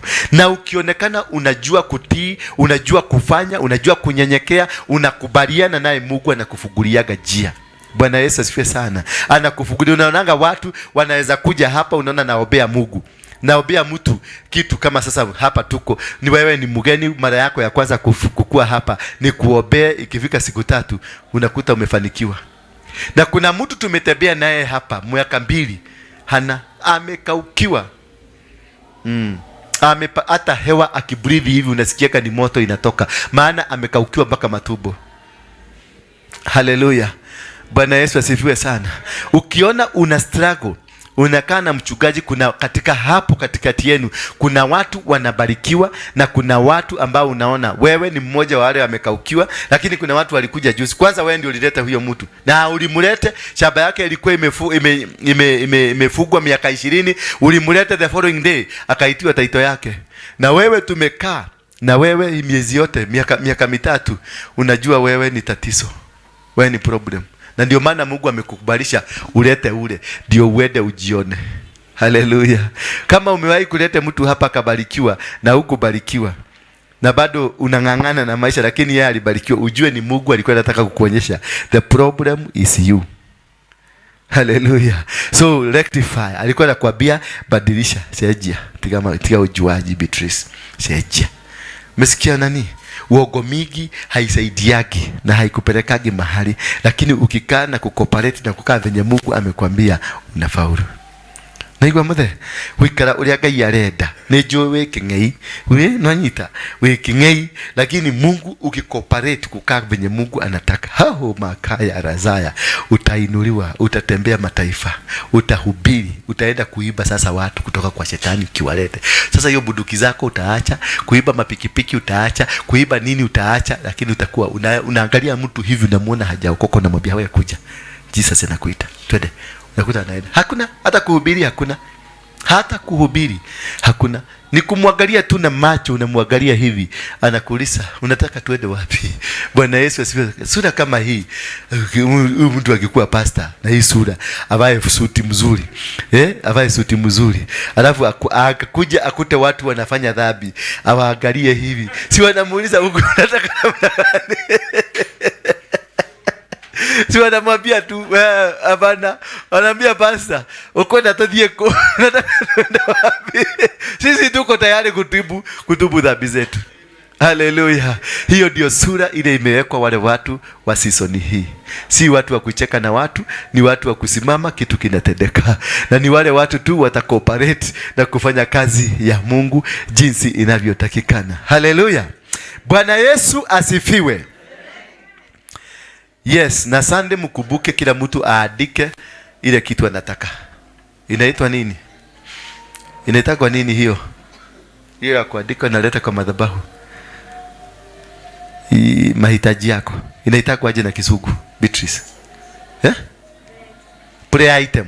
Item yako, prayer item. Ungetaka nini? Uandike, umwambie hao wengine Sunday kila mtu aandike. Kuna anointing tutaachilia. Anointing ya kimataifa. Anointing ile ilifanyika huko wakati Yesu alikuja akawakuta, akawaambia we, ni nini ujinga mko naye mingi hivi? Nyinyi watu naona kama ni watu wazima. Kwa nini? Kumbe ilikuwa tu kufanya kukooperate. Kwa sababu hawakuwa wanajua Yesu. Ama walikuwa wanajua? Hawakuwa wanajua. Simon Peter walikuwa wanajua. Alikuta vimutu vinateka samaki. Na hapo ndio aliwafanya, akawaambia wachaneni kuteka samaki, muwe mnataka nini? Na wakamfuata, they cooperated. Na wakamfuata, they agreed with him and they cooperated. And from then, Simon Peter ndiye ameandika kitabu ya Peter. Hawa wengine ndio wameandika, hawa wengine ndio wamefanya, hawa wengine ndio wamefanya. Na dunia inaendelea vizuri kwa sababu ya hao. Wao watu walikuwa dogeshiate kwa sababu ati wewe unajua kusoma, wewe ni mtu wa maana. Hao hawakuwa wanajua kusoma, lakini wameandika kitabu iko ndani ya Biblia. The book of Peter. The book of Luke. Hawa watu hawajasoma hata kidogo. Haleluya. Bwana Yesu asifiwe sana. Ama walikuwa wanataka samaki wakiwa wamesoma?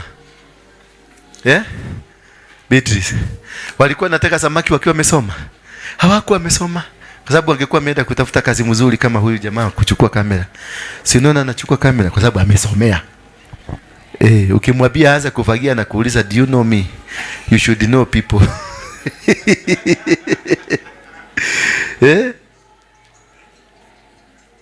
Yeah, the blessing of God does not come in the right direction. Hallelujah. When God is planning, the God's plan inakujanga in the wrong way. Hallelujah. Wenye unafikiria sivyo Mungu anafanyaga opposite. Bwana Yesu asifiwe sana. If you see the blessings zako zinakuja in the right channel, venye kumepagwa, imabudi yako ni straight, you are not doing the right thing. Hauko na Mungu, uko na shetani. Lakini when least expected to drive a car ndio una drive. When least expected kukua nyumba ya 3 bedroom ndio unaipata. When least expected kufungua kazi Januari kama sasa ndio nasema mulete prayer item Sunday, kwa sababu Januari ndio watu wa Mungu watabarikiwa. Wakati wanasema ni Januari. Watu wanasema ni Januari, ni wakati wa sasa hiyo ndio unafaa kubarikiwa. Isaac akati aliambiwa na Mungu, aliambiwa nenda ulime. Na kulikuwa na kiangazi ya miaka 3. Na mbeleni hiyo Mary kulikuwa na kiangazi kingine kubwa sana. Si unaona anointing ikiteremka venye kichwa inaendaga hivi. Lakini ni uzito wa anointing. Bwana Yesu asifiwe sana. Uzito inabeba mpaka inalalia hapa mpaka inapeleka hivi. Haleluya. Bwana Yesu asifiwe sana. Si unaona kama hiyo venye imembeba vizuri, imempeleka ako kwenye sasa ni samaki. Hallelujah. Wapigieni makofi maana anointing ina flow katika njia ambayo inahitajika. So the blessings of God will never come in the right way. It always comes in a wrong way. Baraka za Mungu hazikujangi when you expect them. Na hazikujangi venye wewe unapendelea zikuje. Bwana Yesu asifiwe sana. Zinakujanga kinyume na mapenzi yako. Maana Mungu ndio hupatiana. Na anapatiana katika wakati wake, kwa njia zake na kwa mpango wake. Si kwa mpango yako, si kwa gedhomo yako, si kwa anointing yako na vitu zako na sarakali zako. Hapana. God does opposite of what you are. Hallelujah. So when you agree with God, things will just be working in the way things will be able. We are peculiar people. That we know the Bible says that we are a peculiar people. Therefore, our blessings will not come in a right way, in a good way, because you are not an ordinary person. When you are a peculiar person, you are not an ordinary person. Wewe si mtu wa kawaida. Kwa hivyo blessings zako hazikujagi na ukawaida, zinakujaga na kitu kingine ambayo hauwezi kukielewa, lakini ni kitu ambacho kitafanya watu malimbuko yatokee. Hallelujah. Isaac aliambiwa apande. Wakati wa kupanda miaka 3 kulikuwa kuna kiangazi. 3 years kulikuwa kuna kiangazi. Na hata kunasemekana hata kabla hiyo kiangazi kulikuwa na kiangazi. Hallelujah. Bwana Yesu asifiwe sana. Naye Bwana Yesu asifiwe sana. Isaac alikuwa anataka kwenda Egypt, kwenda kutafuta kupanda huko kwa sababu huko ndio kulikuwa kuna maji. Mungu akamwambia rudi. Alipomwambia rudi, akakooperate na akaagree na Mungu. Akaambiwa nenda kule huko ndio utaenda kulima. Na mzee alilima. Wakati alilima, wakalima vizuri, akalima vizuri, hakuwa na mbegu. Kwa sababu maduka zote zilikuwa zimeweka mbegu wakigojea msimu ifike ambao mvua itanyesha. Sasa wakati watu walikuwa wamekaa na njaa, ndio nilikwambia Mungu anajua kudhogodhania, anajua kufanya kitu ambayo inakuaga ni opposite ya akili za watu. Bwana Yesu asifiwe sana. Ukitaka kujua unabarikiwa, ile mambo itaanza kufanyika kwako itakuwa inaenda opposite ya plans zote. Huyu Isaac akaambiwa sasa, alipolima akauliza Mungu mbegu itatoka wapi? Akaambiwa nenda kwa maduka ukanunue. Watu waliposikia huyu jamaa ananunua mabegu, wakajua ni tuona kilimo ya kuhegesha. Kwa sababu hawana pesa na hawana matumaini ya kupata. Kwa sababu walikuwa wanaona ni mtu mjinga tu. Mtu mjinga ananunua mbegu. Sasa wewe ni kiangazi, unajua 3 years, 6 years hakuja kuwa na jua, hakuja kuwa na mvua, lakini mtu anakuja kusema nanunua mbegu. Walitoa mbegu zao zote kwa sababu kilimo kimekuja. Ndio apatie pesa, wao wakae na pesa, ye kilimo kiende. Kwa sababu walikuwa wanajua hakuna mahali, hakuna kitu itafanyika. Wacha nikwambie, mbegu zote zikapatiano. Wao watu ambao wameshika baraka zako, wote watalete baraka. Wakifikiria wanakuchekelea, wakifikiria wewe ni mwisho wako, wakifikiria utaonekana mjinga. Kumbe wao Mungu ameplan venye wao wataonekana mjinga, wewe uonekane wewe ndio mwerevu. Isaac akaenda akalima, akaenda akapaga, and the Bible says in the book of Genesis 24, and the man of God Isaac became rich. Hallelujah. Katika hali ya ujinga, the man of God became rich. Katika hali ya ujinga, watu ambao wanakuangalia nayo, watu ambao wanakuona nayo, you are going to prosper, you are going to grow, utanawiri, utashinda maadui. Katika hali hiyo ya ujinga, katika hali hiyo ya kuonewa, katika hali hiyo ya upuzi, Mungu atakuinua katikati hayo. In the midst ya hao werevu, we mjinga utainuliwa. Katika midst ya hao werevu ambao walikuwa wana wa Jese, Daudi aliinuliwa baka akafanyika mfalme, akafanyika the king. Hadi huyo mzee mwenye alikuwa amechukia Daudi akaanza kusema this is my son. Hallelujah. Nakumbukaga baba yangu siku moja, wakati nilikuwa navuma nikiandikwa kwa headline ya gazeti, wase huko wakidiscuss, mzee anasema huyo ni mwana wako, dodani wako. Wacha polisi wakuje siku moja, wakati nilikuwa nimehepa, mapolisi wakaanza kunitafuta mpaka nyumbani akutwe. Mzee alisema huyo mtoto hata simjui, si wako.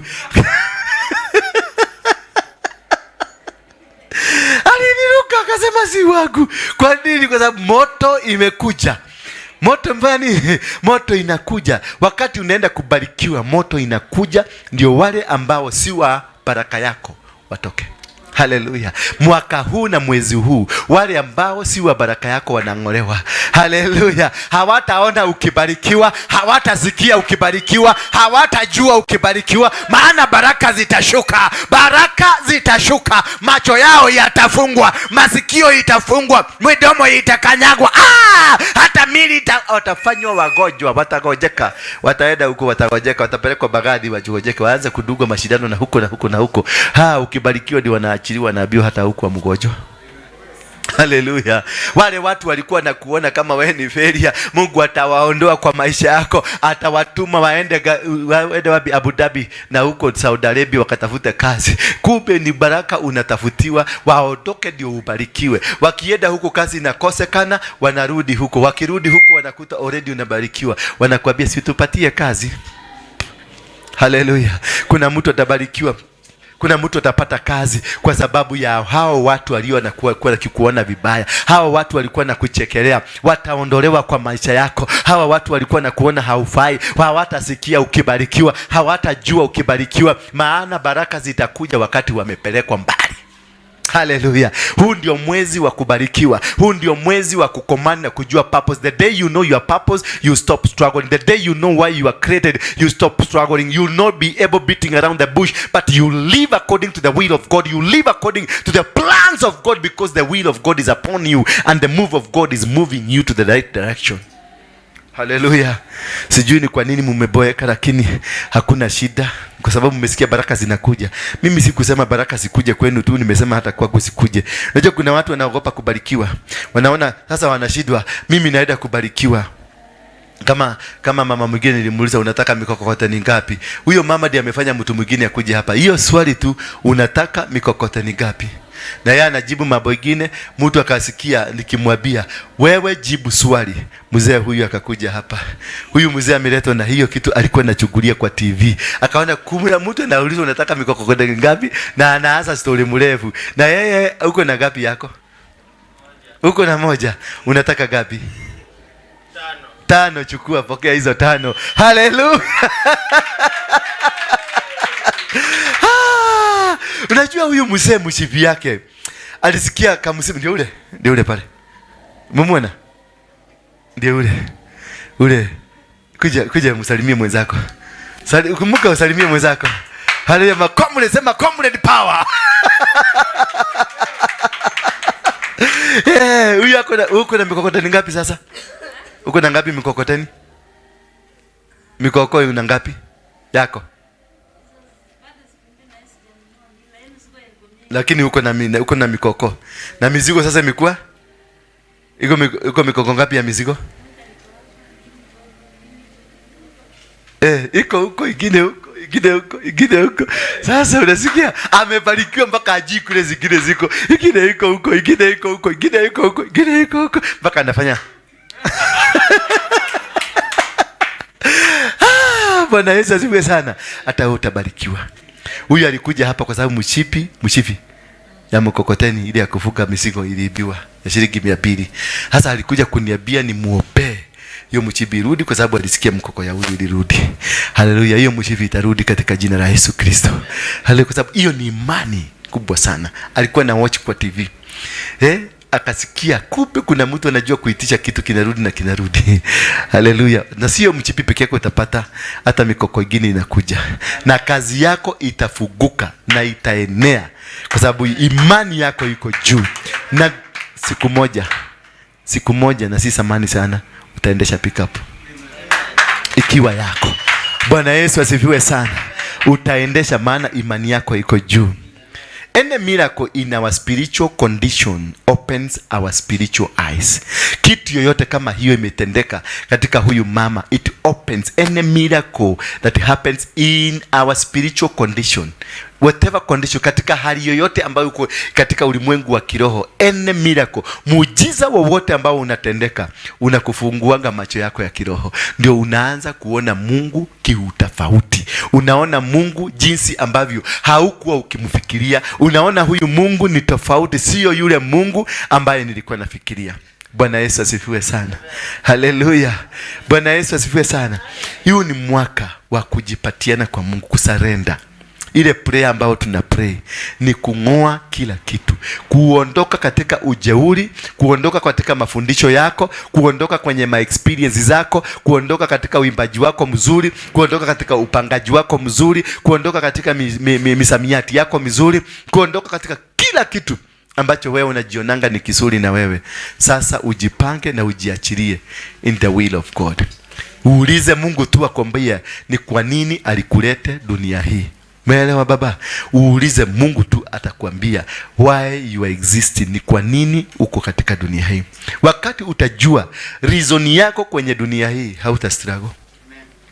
Hautang'ang'ana tena. Wakati Musa alijua mimi nimeitwa kukomboa watu, hakuwa na mang'ang'ano. Aliambia Mungu sitoki hapa. Hivyo ndivyo tabia Mungu, sitoki. Si unajijua na unajua sasa mimi ndio liberator.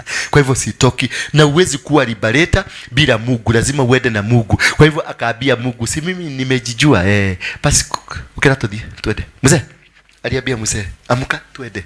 Na mzee kwa sababu alisikia akajua mimi ndio nimeweka hiyo kitu ndani yake, mzee alimwambia tuende brother. Mahali popote Musa alienda, imagine nashika tu kama mtu unaambiwa, unaona manyoka inakula watu, unaambiwa ni nini umeshika kwa mkono? Ni kamute. Kwa sababu ako ndani ya mpango ya Mungu. Kamute tu akaambia gusha chini. Kalipo aguka chini kakabadilika kakua nyoka, kakaanza kumeza zile nyoka nyingine. Kamuti karibu maliza kumeza, akashikabia chukua mti yako tuendelee na safari. Bwana Yesu asifiwe sana. Hiyo ndio power ili utapata ukikaa kwenye plani ya Mungu, ukikaa kwenye mazingira ya kiungu, ukikaa kwenye mikataba ya Mungu, ukikaa kwenye mapenzi ya Mungu, utakuwa na power ya kufanya jambo watu wanakushangaa. Utakuwa ukipita, imagine unakuta mto ndio hii kubwa, unaambiwa ni nini umeshika, goga hiyo mawe inagoga. Alafu kubuka makanika na mainjinia wanateremshwa kutoka China, sio kama ni China ya huko biguni ama ni ya wapi, wanakateremshwa wakaambiwa shikilieni maji, ukuta tengenezeni ukuta ya maji. Wakatengeneza ukuta ya maji. Wana wa Israeli wakaanza kupita, hata wanaenda wakiangalia wakapita. Hawakuwa naamini ati hiyo maji haitawaua. They were not believing. When you are in the will of God, things that work in your life, they are extraordinary. Hallelujah. Ukiwa kwenye mapenzi ya Mungu, mambo ambayo yanatendeka katika maisha yako ni mambo ya kimiujiza, mambo ya kiajabu ajabu. It was extraordinary. Maana ukuta uliendelea kujitengeneza. Upande huu ukakuwa na ukuta wa maji, na upande huu ukakuwa na ukuta wa maji. Watu wakapita. Wana wa Mungu waliokubali kuwa katika msafara, waliokubali kukaa kwenye mapenzi ya Mungu, wakapita vizuri katika mwendo wa madaha, mwendo wa maringo, na Mungu naye akaconfuse maadui. Wakiwa pale wakaanza kuulizana, no wewe mbele, sisi ndio tutaenda, sisi ndio tutaenda, sisi ndio tutaenda. Kumbe Mungu anawaconfuse mahali kule, ndio hawa wakuwe wamevuka. Haleluya. Maadui wako watakuwa confused, maadui wako watachanganywa akili, hawataelewa. Maana watakuwa kiulizana, wewe ndio utaenda. Hapana, sisi ndio tulisema tutaanza kwanza. Hapana, mimi ndio niko na farasi ile najuanga. Hapana, sisi ndio tuko na silaha. Hapana, sisi. Watachanganyikiwa, watarushiwa kuchanganyikiwa. Kutoka sasa maadui wako wote na warushia kuchanganyikiwa katika jina la Yesu Kristo. Wachanganyikiwe mpaka uvuke mpaka uvuke uende upande ule mwingine. Wakati wana wa Israeli walivuka, when the last man alivuka, wale wakaanza, kai wewe ndio tulisema ndio tatuongoza. Ni komanda. Wote wakaitikiana ati ni Beatrice anatuongoza. Wakati huo mwingine alikuwa anasema Beatrice ni malaya. Beatrice ni mkora, Beatrice ni agogo, hawezi akatogeza hizo tutiketa goli na muda muka. Lakini makawa hivyo tuli Beatrice ni ndivyo si muda muka. Lakini wakati walivuka wakakanyaga upande ule mwingine, wakaanza kuona Beatrice ni kiongozi. Maadui wako watachanganyikiwa mpaka wakati utavuka ng'ambo ile nyingine. Maadui wako watachanganyikiwa mpaka uvuke kwenye land, kwenye promised land, into the promised land, kwenye maagano yako na Mungu. Ukivuka tu ndio watalia rais. Hai kama vile wakati huu kumbe Mungu amebadilisha ukuta uliozuia maji yasipite, ameitengeneza mdomo hapo ndani. Haleluya. Bwana Yesu asifiwe sana. Huyu Mungu ni Mungu wa ajabu. Maana wakati watu ukuta hata ilikuwa imewekwa kioo, nasikiaga ilikuwa mpaka na kioo. Walikuwa naenda wakijiangalia, wakijiona kwenye hiyo ukuta ya maji wakivuka upande ule mwingine. Lakini wakati walivuka, Mungu akatengeneza mdomo ndani ya hiyo ukuta. Hawa watu wakakuja, wakafunguka macho. Wakafunguka macho, wakakuja kukimbia kuja kuua wale watu. Wakawacho wote wakaongojeana katikati. Wa maadui wako watachanganyikiwa, wataongojeana katikati ya bahari, wataongojeana katikati ya river, wataongojeana katikati ya tanuri ya moto. Wataongojeana. Walipoingia ndani wote, walipoingia ule mdomo wa maji ukafunguliwa, wakamezwa wote, wakamezwa wote, wakamezwa. Maadui wako mwezi huu watamezwa. Maadui wako waliokuinukia kwenye biashara yako, waliokuinukia kwenye huduma yako, waliokuinukia kwenye kazi yako, waliokuinukia, bahari ile itafungua mdomo, watamezwa.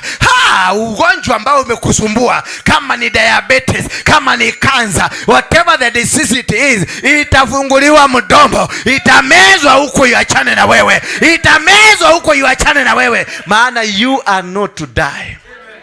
Hallelujah. Bwana Yesu asifiwe sana. Huyu Mungu ni Mungu wa ajabu, anajua kutenda.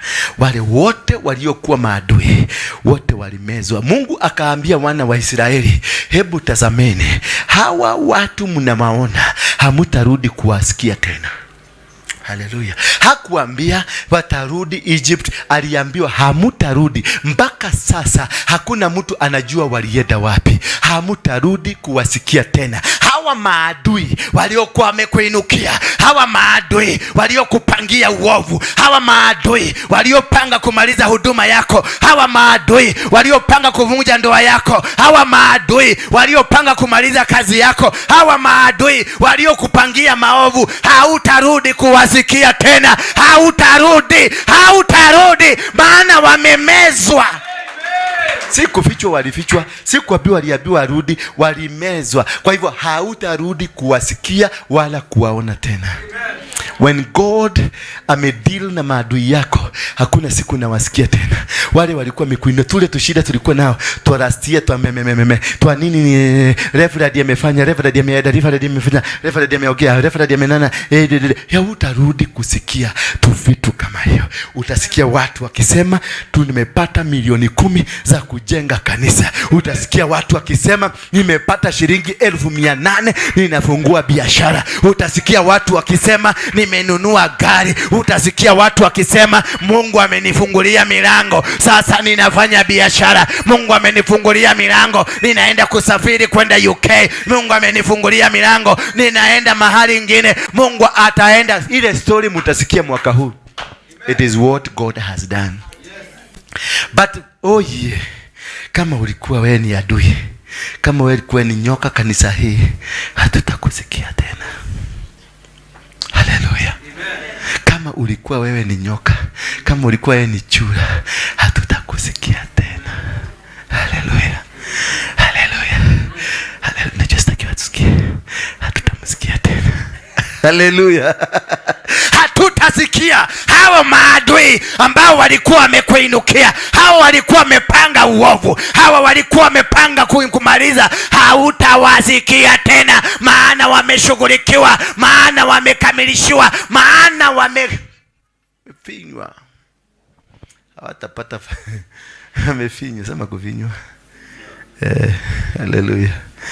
Tusimame kwa miguu yetu. Haleluya. Mwambie Mungu ashughulikie maadui wako. When you know the purpose, wakati unajua sababu yako kuwa dunia hii, what God gives you is the compass of your life. Sijui kama mnajua compass ni nini? Compass ni ile imechorwa kwa atlas. Wakati umeingia, wakati umejua kusudi ya Mungu kwako katika dunia hii na mukubaliane na Mungu, then you agree. Then what God does to you, he gives you compass, mwelekeo. Sasa hautakuwa ukifanya venye mzee Kiari anafanyaga. Najua mzee Kiari akitaka kwenda mahali anafanyaga hivi, anatemeaga mate hapa, kisha anaroga, anasema wakaguku rogoro nenako, pale atapiga hivi mate iruke, huko ndio anaenda. Sasa hautakuwa ukifanya guesswork, maana uko kwenye mpango wa Mungu. Mungu anakupatia map ile utapitia, Google Map. Hallelujah. Google Map, sema Google Map. Google Map itakuwa tu inakwambia ukifika 200 meters turn left, ukienda 300 meters turn right, ukienda 400 meters turn what, ukienda makrobo za katanda, maisha yako itakuwa turn right, turn left, turn right. You are not going to use your brain anymore. You are going to use the brain of God. You are not going to use your energy anymore. You are going to use the power of God. You are not going to use any force anymore, because God has given you and empowered you to succeed. Hallelujah.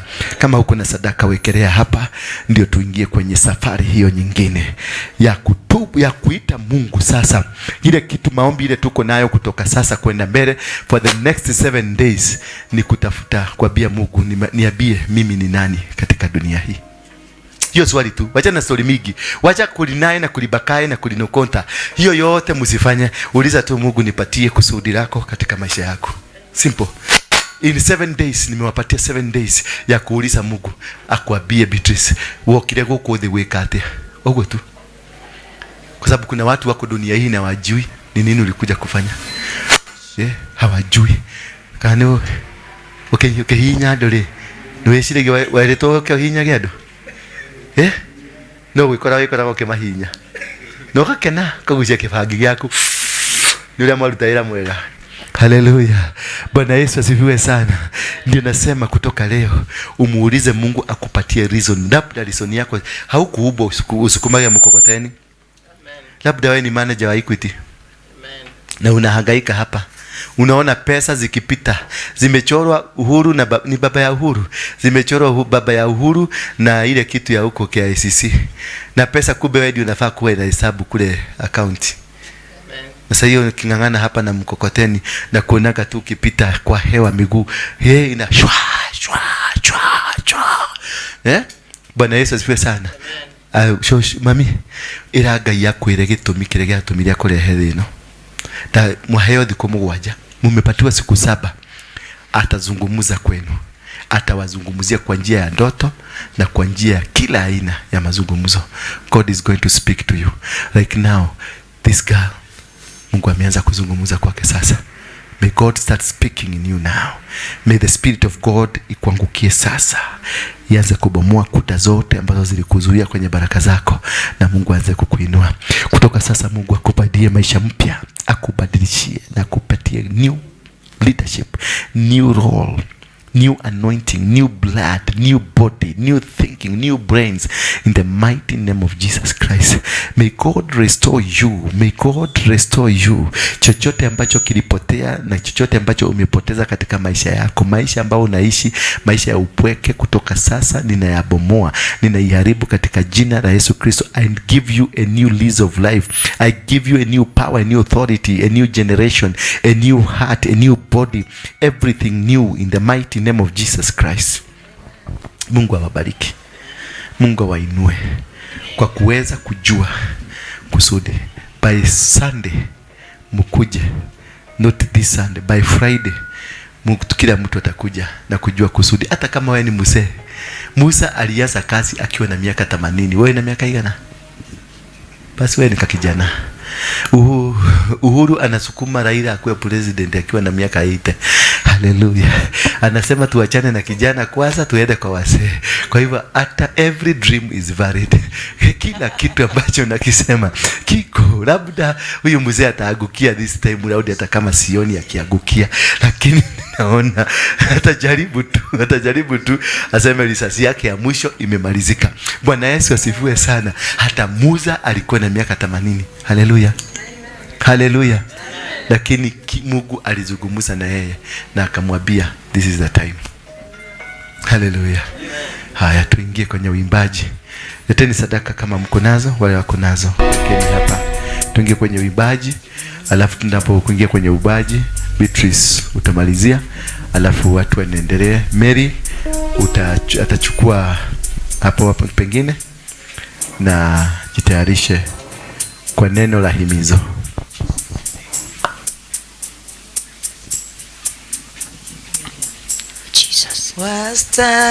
Wastahili sifa za moyo